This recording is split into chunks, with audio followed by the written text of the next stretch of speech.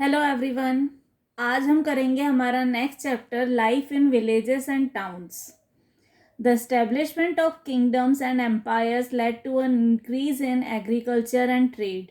Internal and overseas trade routes opened up. This period also saw the development of numerous arts and crafts. These developments resulted in the growth of towns. अब जब kingdoms और empires जो हैं वो establish होने लगे तो agriculture और ट्रेड को भी काफ़ी बढ़ावा मिला. इंटरनल या और इंटरनेशनल दोनों तरह के ट्रेड रूट्स जो हैं वो ओपन अप हुए, ज़्यादा डेवलप हुए. और इस पीरियड में बहुत सारे आर्ट एंड क्राफ्ट का भी डेवलपमेंट हुआ और इसी डेवलपमेंट की वजह से टाउन्स की ग्रोथ जो है वो पॉसिबल हो पाई. Greater agricultural production. Agricultural production increased due to an increased use of iron tools. It became possible to produce more from the same land. Also, more land was brought under cultivation. Iron tools such as the axe helped in clearing forest. This land was then used to produce crops. Certain regions where the soil was hard needed deep plowing. The iron plowshare made it possible to produce more from such type of soils. The kings of the period also encouraged the building of irrigation works and dug wells, tanks and canals. Consequently, first in North India and then in the South, there was a tremendous increase in the production of crops. अब agriculture production जो है वो increase होने लगा क्योंकि agriculture में iron tools use होने लगे थे और इरिगेशन फैसिलिटीज़ जो हैं वो भी डेवलप होने लगी थी. तो उस वजह से उसी सेम लैंड से एक तो प्रोडक्शन बढ़ गया था और दूसरी बात हम अब आयरन टूल्स यूज़ होने लगे थे. अब जैसे कुल्हाड़ी यूज़ होने लगी तो उससे पेड़ों को काट के फॉरेस्ट को क्लियर करके और लैंड जो है वो कल्टीवेशन के लिए यूज़ होने लगी. तो एक तो हमारे पास लैंड बढ़ गई कल्टीवेशन के लिए और दूसरा टूल्स की हेल्प से सेम लैंड पे क्रॉप का प्रोडक्शन जो है वो बढ़ गया. अगर कहीं की मिट्टी ज़्यादा हार्ड होती थी तो उसको डीप प्लॉइंग की ज़रूरत होती थी तो बिना टूल्स के वो पॉसिबल नहीं हो पाता था. लेकिन आयरन टूल्स के होने की वजह से अब आयरन प्लॉकशेयर की हेल्प से डीप प्लॉइंग जो है पॉसिबल हो पाई. तो ऐसी लैंड पे भी कल्टीवेशन पॉसिबल हो पाया. और उस टाइम जो राजा थे वहाँ के उन्होंने इरिगेशन को काफ़ी प्रमोट किया. उन्होंने कुएँ खुदवाए, उन्होंने टैंक्स बनवाए, कैनल्स बनवाए. तो उसकी वजह से क्या हुआ, नहर जो थी या तालाब जो थे उनकी हेल्प से इरिगेशन जो है वो पॉसिबल हो गया. अब रेन पर डिपेंडेंस जो है वो कम हो गया. पहले कल्टीवेशन जो है सिर्फ रेन पे डिपेंडेंट था, उसी से सिर्फ हमको पानी मिलता था. लेकिन अब कुएं से, नहर से और तालाब से भी पानी मिलने लगा तो इरिगेशन पॉसिबल हुआ और उससे क्रॉप प्रोडक्शन जो है वो बढ़ा.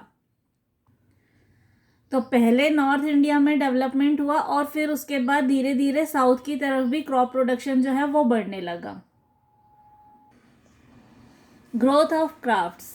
Arts and crafts also flourished. Each village had potters, weavers, dyers, metal workers, carpenters, blacksmiths, goldsmiths, garland makers, basket makers, and other craftsmen. Later, when towns developed, some craftsmen migrated to the towns. Cloth making, silk weaving, and dyeing became popular. Coin minting, ivory carving, and bead making were other popular occupations.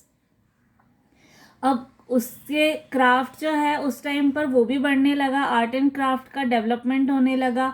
Her village में potter's होते थे. Potter's मतलब जो मिट्टी के बर्तन बनाते हैं. वीवर्स मतलब जो कपड़ा बुनते हैं. डायर्स मतलब जो कपड़ों को कलर करने का काम करते हैं. मेटल वर्कर्स जो मेटल के टूल्स बनाते हैं या उससे दूसरी आर्टिकल्स बनाते हैं. कारपेंटर्स जो लकड़ी का काम करते हैं. ब्लैक स्मिथ जो लोहे का काम करता है. गोल्ड स्मिथ मतलब सुनार जो गोल्ड ऑर्नामेंट्स बनाते हैं. गार्लैंड मेकर्स मतलब फूल से मालाएं बनाने वाले. बास्केट मेकर्स मतलब टोकरियां बनाने वाले. और दूसरे भी क्राफ्ट्समैन जो हैं वो काफ़ी हर गांव में अब मिलने लगे. फिर धीरे धीरे जो है टाउन डेवलप होने लगे तो कई सारे क्राफ्ट्समैन जो थे वो टाउन में शिफ्ट होने लगे. वो वहाँ जाकर काम करने लगे, वहाँ पर बसने लगे. और उस टाइम पे जो पॉपुलर ऑक्यूपेशंस थे वो थे क्लॉथ मेकिंग, सिल्क वीविंग और डाइंग मतलब कपड़े की बुनाई, सिल्क के कपड़े की बुनाई और कपड़ों को रंगने का काम। उसके अलावा कॉइन मिंटिंग मतलब कॉइन बनाने का काम, आइवरी क्राइविंग आइवरी कार्विंग मतलब हाथी दांत के जो टॉयज बनते हैं या जो डेकोरेटिव आइटम्स बनते हैं वो, और बीड मेकिंग मतलब मोती बनाने का काम, ये भी उस टाइम पॉपुलर ऑक्यूपेशंस थे। The bead making industry was concentrated in South India.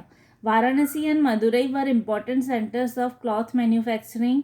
Urayur was a famous center for dyeing.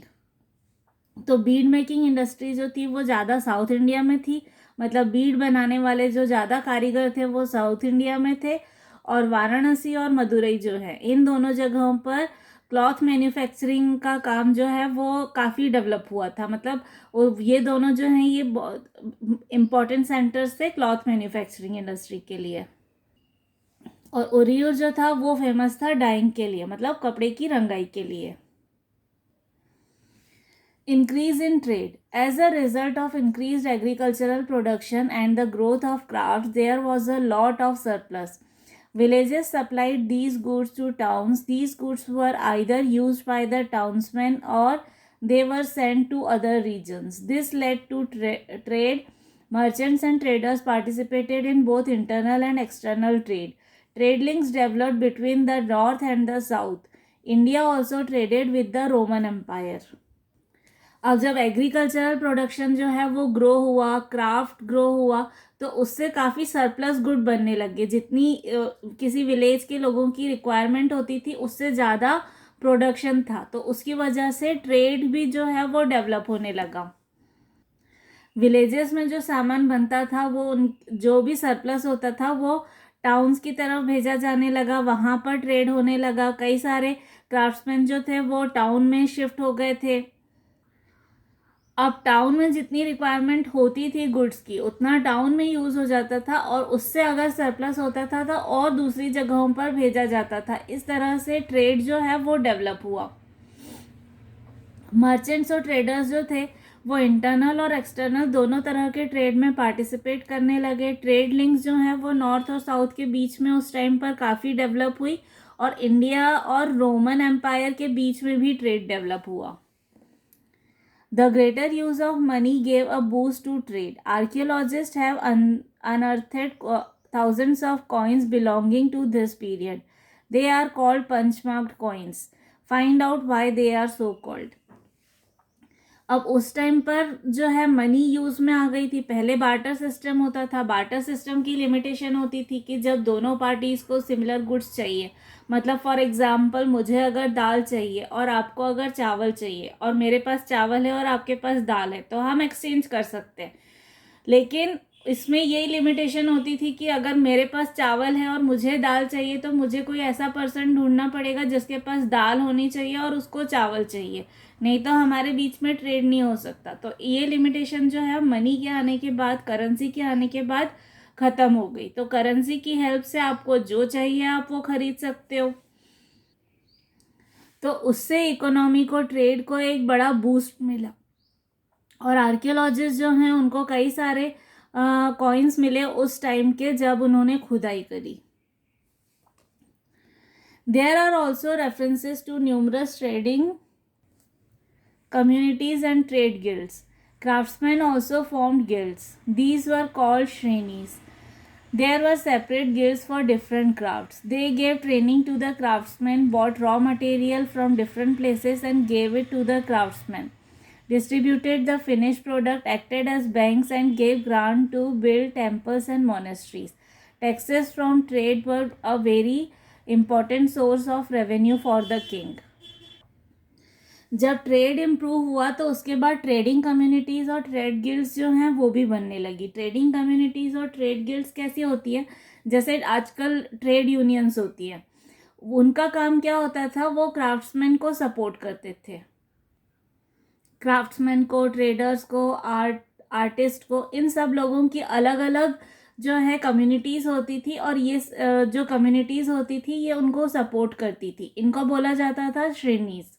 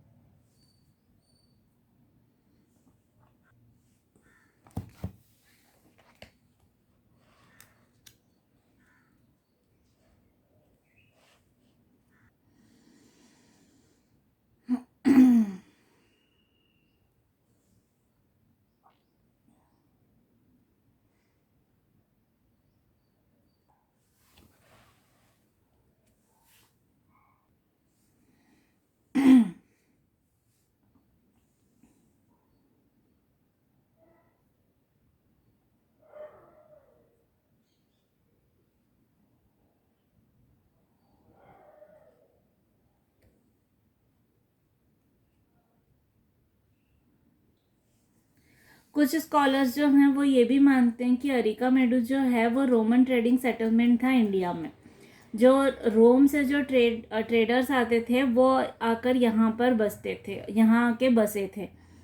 यहाँ पर रोमन पॉटरी और गोल्ड कॉइन्स जो हैं बहुत सारे निकले थे जब यहाँ पर एक्सकेवेशन हुआ था, खुदाई हुई थी। और वहाँ पर एक खंडहर मिलता है जो कि ब्रिक बिल्डिंग है, मतलब वो ब्रिक से बनी हुई बिल्डिंग है। और ऐसा माना जाता है कि ये एक वेयर हाउस होता था, जब गुड्स आते थे तो यहाँ पर उनको स्टोर किया जाता था। So this was our today's chapter, जिसमें हमने पढ़ा कि विलेजेस, टाउन्स और सिटीज़ का डेवलपमेंट कैसे हुआ, वो कैसे प्रॉस्पर हुए, और कैसे आर्टिस्ट और क्राफ्ट्समैन जो थे उनका डेवलपमेंट हुआ, जो एग्रीकल्चर है वो कैसे डेवलप हुआ। आई होप आपको आज का चैप्टर समझ में आया। If you have any doubt और query you can ask me in the comment box. Thank you everyone.